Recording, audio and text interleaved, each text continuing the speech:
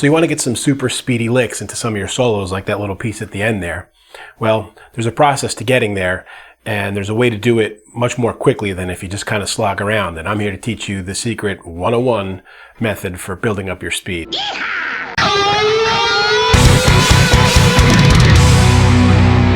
So for today's lesson, guys, you're going to need to do a little back to school shopping and get yourself a notebook and a pen. And I know it's the 21st century here. Nobody uses anything on paper, but that's how I do it. You can, of course, use a notepad on your computer if you want to. But I've got this cool little notebook here.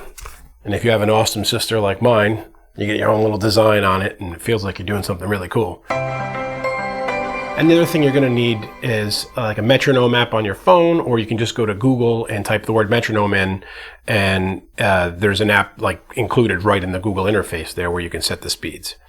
And so this lesson here is not a big, long, extended lesson. This is just about methodology, about how you're going to be able to play what you want to play at whatever speed you want to play it, in the most efficient manner, getting from point A, wherever you're at now, to point B without a lot of struggle and months and years go by where you're still playing the same stuff kind of sloppily. There's a method to getting to where you want to get with it, and that's what we're going to talk about here. At the beginning of the video, I had that little mini song, and I had that riff at the beginning that I played at a very high speed. It was just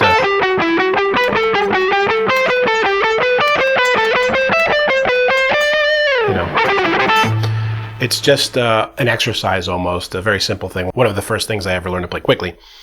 And you're going to have a speed for whatever lick it is that you want to work on that you can play it at when you're starting out. And what you want to do is take just the simplest part of the riff. Like for me, this riff is just repeating this pattern. It's a 2-string. And then I'm just moving it. So this part, I just write that little piece of it down in the notebook in tab, and I'll take a picture here and show it to you. And I put down whatever speed it is that I'm able to play it at with the metronome when I'm first starting out, and important that it's what you're playing it at cleanly. So here I'm going to grab the metronome on my phone, just using this little Pro metronome app here, and I've got it set to 120, which the song was at. Man, that's loud. And say this is when I'm first starting out before I've learned this, and I'm just going to play 120.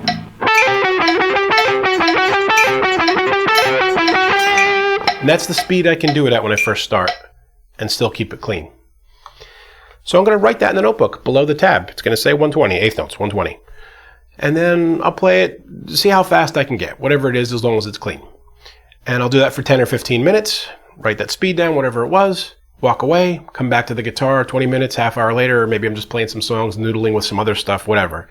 Then I come back to it, start where I left off, see if I can push it a little bit further and stay clean. Usually you'll find you do. The second time you come back to it, you'll make a little jump. And then I cross out the old number 120 and write whatever the new number is, 130, 140. And I do it again. Maybe I have to go to work or I'm going out with some friends and I come back later that night, load it up again, try it, see if I can go a little faster than where I was the last time I tried it. And I keep doing this for the days and weeks, whatever it takes to get to whatever speed it is that you want to play it at or be able to use it in a song. And then if you were just doing the simplest part of it like I was here, and I need to be able to move through the different modes like I was doing in the song, then the next step is I write the full riff out,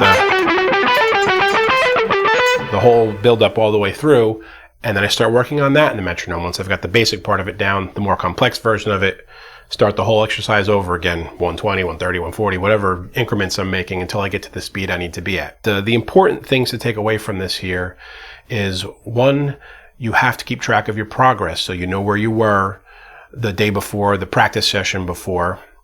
2, don't do it too long in a row, 10, 15 minutes of working on it with the metronome, and walk away from it, come back to it a half hour later or so, and then do that a few times a day. Work in chunks. Don't work in big, long intervals because you won't make as many gains. And 3 is just to keep in mind that as you get near the edge of your speed limit, you're going to have days where maybe you drop back a little bit and you actually don't make an advancement. Don't worry about it. That's normal. Sometimes you just have a day where you can't play as fast on that particular lick as you did the day before.